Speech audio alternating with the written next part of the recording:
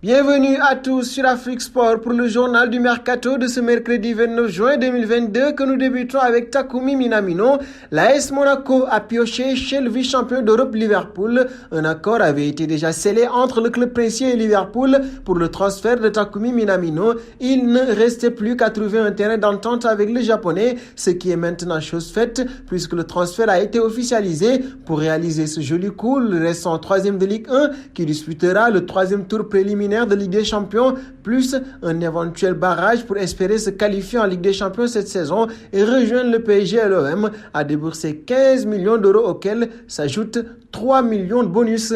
Parlons de Serge Gnabry désormais. Souhaitant vite être fixé, le Bayern de Munich a d'ailleurs mis un coup de pression aux joueurs par l'intermédiaire de son directeur sportif, mais les prétendants ne manquent pas pour Serge Gnabry avec Chelsea, Liverpool et Arsenal qui gardent un œil sur l'ancien du Werder de Brême d'Hoffenheim. Cependant, le principal candidat est le Real de Madrid, dernier nom en date. Manchester United est aussi en embuscade. Les Red Devils n'ont pas fait de Serge Gnabry une priorité pour l'instant puisque le Manchester Evening News souligne que l'objectif numéro 1 du club anglais Anthony de l'Ajax Amsterdam, l'ailier brésilien de 22 ans, est estimé à environ 80 millions d'euros par la formation néerlandaise et ce prix élevé pourrait rebattre les cartes en faveur de Serge Gnabry. Parlons du PSG désormais. Le Paris Saint-Germain avance peu à peu ses pions. Le club de la capitale est proche de boucler plusieurs dossiers comme ceux menant à Milan Skriniar de l'Inter ou Gianluca Scamacca de Sassuolo. C'est aussi le cas pour Renato Sanchez puisque nous avions dévoilé l'existence de premières discussions entre la direction parisienne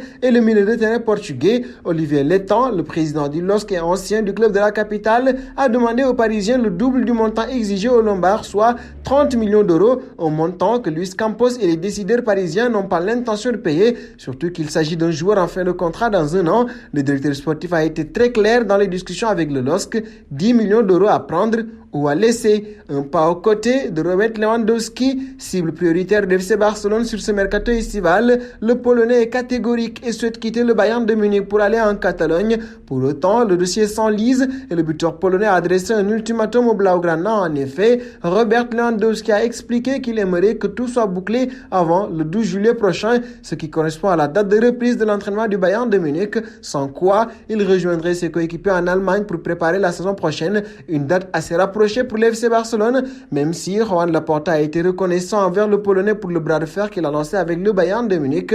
Le dirigeant catalan va devoir cependant s'activer sous peine de voir tous ses efforts réduits à néant. Parlons du dossier Rafinha désormais. Alors qu'il est très intéressé par Raheem Sterling, Chelsea est aussi sur le coup pour Rafinha. Le Brésilien évolue en Leeds United plaît aux Blues qui sont arrivés d'un coup dans le dossier. Un accord total semble proche. D'après les informations de The Athletic, la formation londonienne a plus qu'une longueur d'avance, même puisqu'un accord semble tout proche pour le transfert de l'ancien joueur du Stade Rennais. Le média britannique affirme que Chelsea est prêt à faire une offre de 55 millions de livres sterling, soit quasiment 64 millions d'euros, pour s'attacher les services du Brésilien. Et de l'autre côté, Leeds United pourrait craquer à ce prix-là. Dès lors, il faudrait attendre de connaître la préférence du principal concerné entre Arsenal, Chelsea ou encore le Barça. Et nous voici arrivés en instant quiz désormais avec 3 indices pour connaître notre joueur mystère du jour.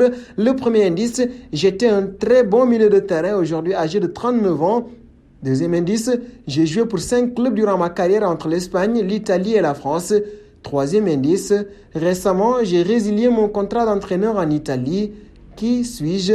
Vos réponses seront attendues en commentaire et nous allons terminer au Barça. Alors que le départ de Frenkie de Jong semble de plus en plus proche, les dirigeants du club catalan savent déjà comment remplacer le néerlandais. Le joueur formé à l'Ajax sera une perte importante qu'il faudra couvrir. On parle beaucoup de Bernardo Silva, notamment avec un Portugais particulièrement intéressé à l'idée de revêtir la tunique Blaugrana, mais AS nous apprend que l'élu final sera un autre joueur.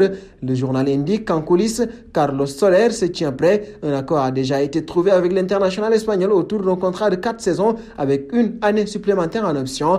Mais surtout, un accord existe désormais avec Valence pour un transfert pour la somme de 20 millions d'euros. Et nous arrivons au terme de ce journal du Mercato que nous bouclons donc avec la question du jour: Carlos Soler peut-il vraiment remplacer Frenkie de Jong au Barça? Vos réponses seront attendues en commentaire. En attendant, n'hésitez pas à vous abonner sur Afrique Sport pour ne rien manquer des informations autour du Mercato.